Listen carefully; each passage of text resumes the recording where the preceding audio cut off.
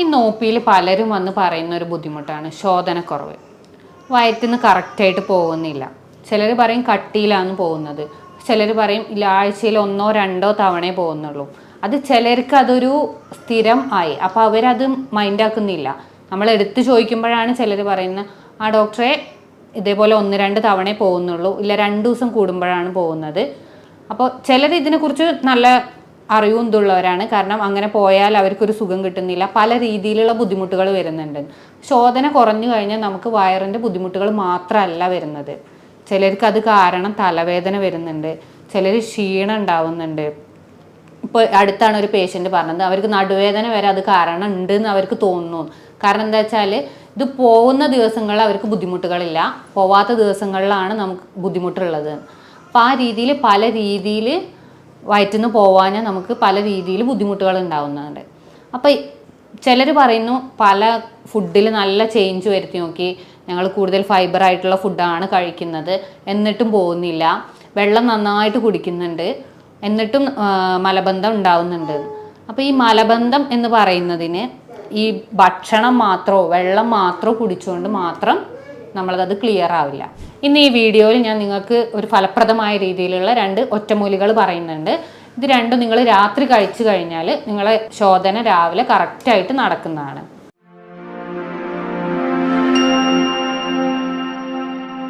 അപ്പോൾ എന്താണ് മലബന്ധം?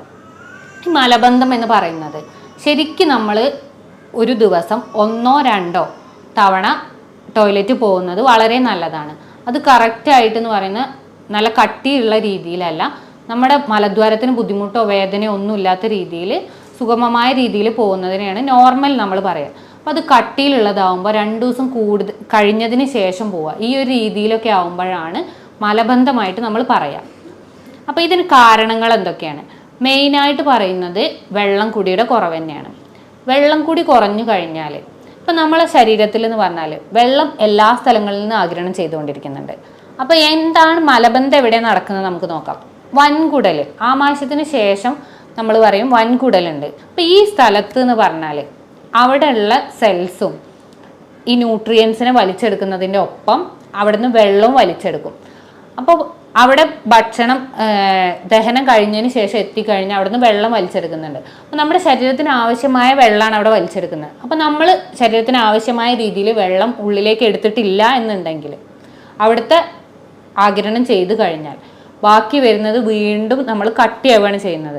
അപ്പോൾ അത് മലദ്വാരത്തിലൂടെ പുറത്തു പോകാനുള്ള ബുദ്ധിമുട്ടുണ്ടാവും. അപ്പോൾ നമ്മൾ ശരീരത്തിലേക്ക് ആവശ്യത്തിൽ വെള്ളം ഉള്ളിലേക്ക് എടുക്കണം. പിന്നെ ഫൈബർ കുറഞ്ഞു കഴിഞ്ഞാൽ നാരുകൾ അടങ്ങിയ ഭക്ഷണം, അപ്പോൾ നാരുകൾ അടങ്ങിയ ഭക്ഷണങ്ങൾ കഴിക്കുമ്പോൾ ദഹനത്തിന് ശേഷം അത് ശരീരത്തിന് അവിടുന്ന് വെള്ളം വലിച്ചെടുക്കാനും ന്യൂട്രിയൻ വലിച്ചെടുക്കാനും സുഖമാണ്. പിന്നെ ആ രീതിയിൽ തന്നെ നാരുകൾ കൂടുതൽ അടങ്ങിക്കഴിഞ്ഞാൽ അവിടെയുള്ള മൂവ്മെൻറ്റും ക്ലിയർ ആയിട്ടുണ്ടാവും. അപ്പോൾ അവിടെയുള്ള മൂവ്മെൻറ്റിൽ ഉണ്ടാവുന്ന മാറ്റവും നമ്മുടെ ശരീരത്തിലെ മലബന്ധത്തിന് കാരണമാവും. നോർമലി ആ മൂവ്മെൻറ്റിനെ നമ്മൾ പറയാം പെരിസ്റ്റാൾട്ടിക് മൂവ്മെൻറ്റ് എന്നാണ്. അപ്പോൾ ആ മൂവ്മെൻറ്റ് കറക്റ്റായിട്ട് നടക്കണം. അപ്പോൾ മെയിനായിട്ട് അതിനെ സഹായിക്കുന്ന അവിടുത്തെ സെല്ലുകളാണ്. അപ്പോൾ ആ സെല്ലുകളുടെ ആരോഗ്യസ്ഥിതി നമ്മൾ നോക്കണം. ഇപ്പോൾ ഒരു ടെൻഷൻ അല്ലെങ്കിൽ മാനസിക പിരിമുറുക്കമുള്ള ഒരു വ്യക്തിക്ക് എന്ന് പറഞ്ഞാൽ ശരീരത്തിൽ സ്ട്രെസ് ഹോർമോൺ കൂടുതലായിട്ട് ഉൽപ്പാദിപ്പിക്കും.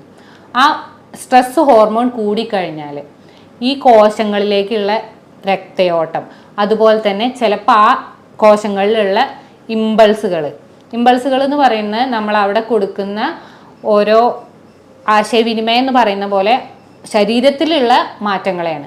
അപ്പം അതിൽ കൂടുതൽ ഇമ്പൾസ് കൊടുത്തു കഴിഞ്ഞാൽ അവിടുത്തെ മൂവ്മെൻറ്റ് കൂടും. അല്ല, സ്ട്രെസ്സ് കൂടുന്നതിനനുസരിച്ച് ആ ഇമ്പൾസ് കുറയുകയാണെന്നുണ്ടെങ്കിൽ ഈ കോർട്ടിസോളിൻ്റെ ഉൽപ്പാദനം കൂടുമ്പോൾ നമ്മൾ അവിടുത്തെ ഇമ്പൾസ് കുറയുകയാണെന്നുണ്ടെങ്കിൽ അത് മലബന്ധത്തിനും കാരണമാവും. അപ്പോൾ അത് 2 രീതിയിലും ബാധിക്കാം. മൂവ്മെൻറ്റ് കൂടിയാലും ബുദ്ധിമുട്ട് തന്നെയാണ്, കുറഞ്ഞാലും ബുദ്ധിമുട്ടാണ്. പിന്നെ നമ്മുടെ ശരീരത്തിൽ ടെൻഷൻ കൂടുമ്പോൾ നമ്മുടെ ടെൻഷനെയും ബ്രെയിനിനെയും അതുപോലെ തന്നെ വൻകുടലിനെയും കണക്ട് ചെയ്യുന്ന ഒരു ബ്രെയിൻ ഗട്ട് ആക്സിസ് എന്ന് പറയും. അതൊരു ബൈ ഡയറക്ഷണലാണ്, അങ്ങോട്ടും ഇങ്ങോട്ടും ഉള്ള ചാനലാണ്. അത് മെയിനായിട്ട് നിയന്ത്രിക്കുന്നത് വാഗസ് നെർവാണ്. അപ്പോൾ ആ നാഡിയിലുള്ള എന്ത് മാറ്റവും അവിടെ മാറ്റങ്ങൾ ഉണ്ടാവും. അപ്പോൾ ചിലപ്പോൾ കൂടുതലായിട്ടുള്ള മാറ്റങ്ങളാവാം, മൂവ്മെൻറ്റ് കൂടും, ആ പെരിസ്റ്റാൾട്ടിക് മൂവ്മെൻറ്റ് കൂടാം, വൻകുടലിൻ്റെ ചലനശേഷി കൂടും കുറയും ചെയ്യാം. അപ്പോൾ അതിനനുസരിച്ചൊക്കെ ശരീരത്തിൽ മാറ്റം ഉണ്ടാവും. പിന്നെ മെയിനായിട്ട് പറയുന്ന ഒരു കാര്യമാണ് വിറ്റാമിൻ സിൻ്റെ ഡെഫിഷ്യൻസി. ഈ വിറ്റാമിൻ സി ശരീരത്തിൽ കുറഞ്ഞു കഴിഞ്ഞാൽ കൊളാജൻ എന്ന് പറയുന്നതിൻ്റെ പ്രൊഡക്ഷൻ കുറയും. ഇത് ഇൻറ്റസ്റ്റൈൻ്റെ വൻകുടലിൻ്റെ ഫങ്ഷനിങ്ങിന് മെയിനായിട്ട് വേണ്ട ഒരു സാധനമാണ് കൊളാജൻ. അപ്പോൾ ഈ കൊളാജൻ്റെ പ്രൊഡക്ഷൻ കുറഞ്ഞു കഴിഞ്ഞാൽ അതും മലബന്ധത്തിന് കാരണമാവും.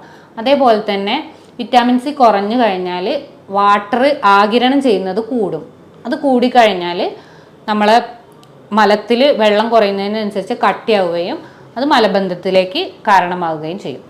പിന്നെ മലബന്ധം എന്ന് പറഞ്ഞാൽ ഒരു ഒറ്റയ്ക്ക് മീൻസ് അത് ഒരു അസുഖം മാത്രമായിട്ട് നമ്മൾ കണക്കാക്കാൻ പാടില്ല. അതൊരു അസുഖത്തിൻ്റെ ഒരു ബൈ പ്രൊഡക്റ്റ് ആയിട്ടാണ് വരുന്നത്. ഇപ്പോൾ തൈറോയിഡിൻ്റെ പ്രവർത്തനം കുറഞ്ഞു കഴിഞ്ഞാൽ പ്രമേഹം ഉള്ളവർക്ക് ഈ ഒരു രീതിയിൽ ശരീരത്തിൽ എന്ത് മാറ്റങ്ങൾ ഉള്ളവർക്കും മലബന്ധം വരാം. പിന്നെ മെയിനായിട്ട് പറയുന്ന ഒരു റീസണാണ് നടുവേദന. നടുവേദന കാരണവും മലബന്ധം ഉണ്ടാവാം. നടുവേദന കാരണം എങ്ങനെ മലബന്ധം ഉണ്ടാകുന്നതെന്ന് ചോദിച്ചാൽ നമ്മുടെ സുഷുമ്ന നാഡിയിൽ എന്തെങ്കിലും ട്യൂമർ വന്നു കഴിഞ്ഞാൽ, ആ ട്യൂമർ വന്നു കഴിഞ്ഞാൽ അതിന് ശേഷം അവിടുന്ന് അങ്ങോട്ടുള്ള എല്ലാ നാഡികൾക്കും അമർച്ച വന്നു. അതുപോലെ തന്നെ നമുക്ക് സെൻസേഷൻ കിട്ടില്ല. അപ്പോൾ ഇത് കാരണം നമ്മൾ മൂത്രത്തിൻ്റെ ബുദ്ധിമുട്ടുകളും ഉണ്ടാവും, അതേപോലെ തന്നെ മലദ്വാരത്തിൻ്റെ ഫങ്ഷനിങ്ങിലും കുറവുണ്ടാവും.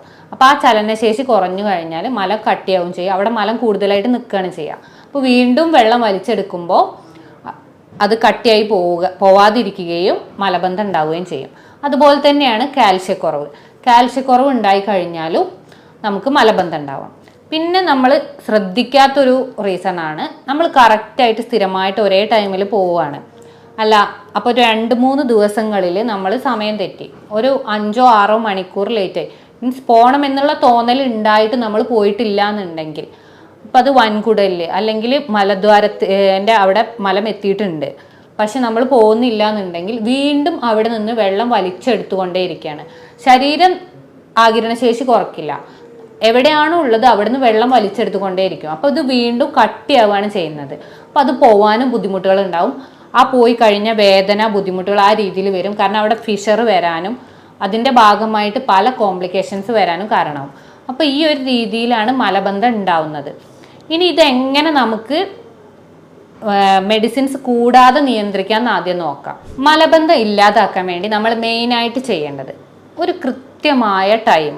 അപ്പോൾ നമ്മളെ ശരീരം എന്ന് പറയുന്നത് ഒരു ബയോളജിക്കൽ ക്ലോക്കാണ്.